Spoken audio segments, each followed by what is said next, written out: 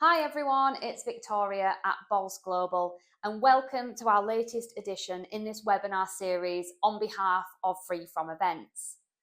Today's topic is how to sell to the supermarket chains in the UAE, in the United Arab Emirates. And we're really delighted to be able to share with you our top tips, having spent years and years working in this marketplace, supplying the supermarket chains within the UAE and the wider Gulf. So let's get started.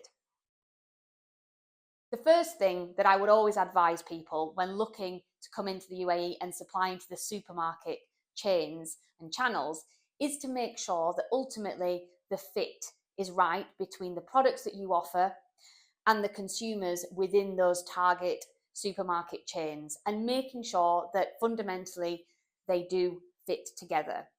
This is to do with the levels of, for example, premiumization, the type of consumers who are frequenting and shopping in those chains. Are they the right fit consumers for your product and your product offering? It's really important to consider this and not just try and have a blanket approach to approach every retailer chain, for example, in the marketplace in the hope of getting some listings somewhere or another. Those brands that really win out in this space are those who are clear from the beginning and have done their research beforehand to make sure that the supermarket chains they are targeting do have the right fit shoppers going in, frequenting their stores, and would be ideal consumers for the products that they are offering. So rather than taking any blanket approach and just trying to get listings left, right, and centre, you really should spend a bit of time understanding and navigating the landscape for the key retailers, chains, and channels that could be opportune for your product mix. So let's have a look at some of the players within the supermarket arena in the UAE. The largest retailer in the UAE in terms of market share is a franchised operation with Majid Al Futtaim Carrefour. You'll find more than 100 outlets across the UAE, from hypermarkets to supermarkets, and it's clear that this retailer does attract a lot of expat community and beyond to come and shop in their stores. Now, interestingly, whilst it is possible to import directly or work with retailer chains in order to supply your products in, one of the things that is different about MAF Carrefour is that usually no listing fees apply in order to have your products there. Instead, you need to present a strong investment plan and be able to work with a local partner in order to be able to get your products correctly and appropriately merchandised in store.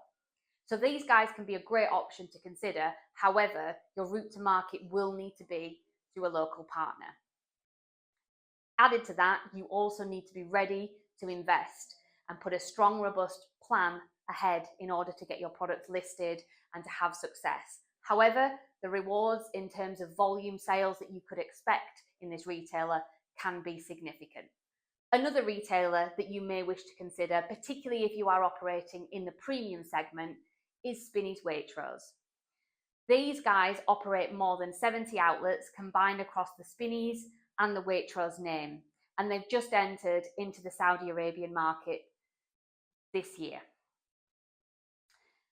Evidently, with these guys, we are looking at premium products, and there is the ability to work directly with Spinneys and to supply your products in through either some of their consolidation points that they have around the world.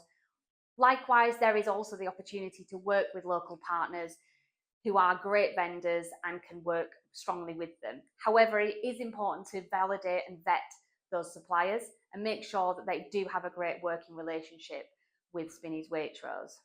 If you do decide and are able to work with this retailer on a direct basis, then clearly you need to think through your commercials and also be ready to know that usually that way of working does not attract listing fees, which can be a great added benefit for you as a producer, particularly if you are just starting out and of a smaller size and scale. If we take a look at the online space, the major player here within grocery retail is Gibson's. These guys have been going for quite some time in the marketplace and was built originally on providing fresh fruit and vegetables. They've since grown exponentially, particularly through the pandemic, and are a great potential option for online retail. They have no bricks and mortar stores as such usually, and if working directly with them, there are no listing fees to be incurred, and they can be a great way to work in the online space.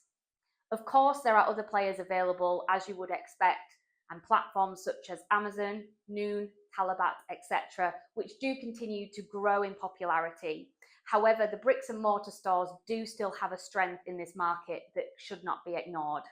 Another area and channel you may wish to consider when entering into the UAE and the supermarket side of things is actually on the convenience side. Government-owned ADNOC and ENOC offer within their petrol stations a wide array of convenience stores that could be a great potential for you to have your products listed and sold through. With the likes of the Zoom chain, we also find them in other parts of the UAE as standalone express stores. So there is the opportunity not just to get listed through petrol station outlets, but through some of their express stores also. So when it comes to supplying the supermarket chains, as we've mentioned, there can be the opportunities to obviously supply them direct in some instances. Part of your route to market strategy should always consider whether having a local partner based in the UAE could be a better benefit for you and open up more opportunities in the longer term rather than going in direct or indirectly through a consolidation method. When working with local partners, it's always really important to vet them well and understand what their capabilities are and what reach they do have within the retail landscape. So I would advise spending time, if this is your chosen route to market, in researching, vetting, validating, speaking to people in the marketplace to check that the interest you're getting from any local partners would be well suited to your business and your product and the needs that you would require and the ambitions you have in the longer term to succeed in the UAE. Every distribution partner does work slightly differently. We get asked often, how can we work? What's the margin expectations? What's the investment? What will we need to provide? What's the contractual obligations? There is no one size fits all because as everything is individual business-wise, such is the same with the distribution partners who work in slightly different ways. Some of them may offer a pure net price and be willing to take on some of the investment and support with, for example, the listing fees in retailers. Others will not and will expect the brand to obviously be paying for those listing fees. However, they may be able to support in other ways that add value and benefit to you and your business. It's important to understand where you are in your business journey at the moment with your free from or health and wellness product and what realistically you would be able to sustain in terms of any investment to put into the marketplace and with any partners or retailers who you are looking to work with. This market can be a great one, but it can also be saturated in places and there can be large investments that are required in order to have success.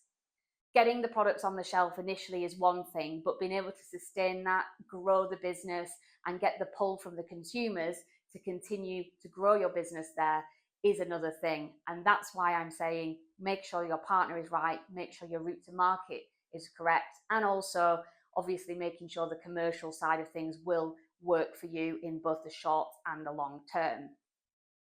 The last thing to mention that is crucial within the region in general is that this is all about relationships and you need to continue to show commitment to the region, to your chosen partners or route to market, and to continue to cultivate the relationship and the understanding of the marketplace in which you're operating. Obviously here we're talking about the UAE.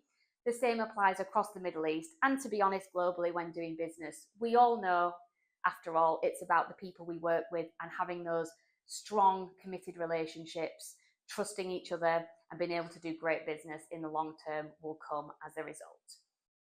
If you are attending, either as a visitor or exhibitor, to the forthcoming Free From Dubai event later this year, one thing we would recommend is that you do take the time to come into the market and spend enough time here researching, visiting the market and giving some bandwidth for some potential face-to-face meetings that you may be able to find and discover and secure as you come into the marketplace.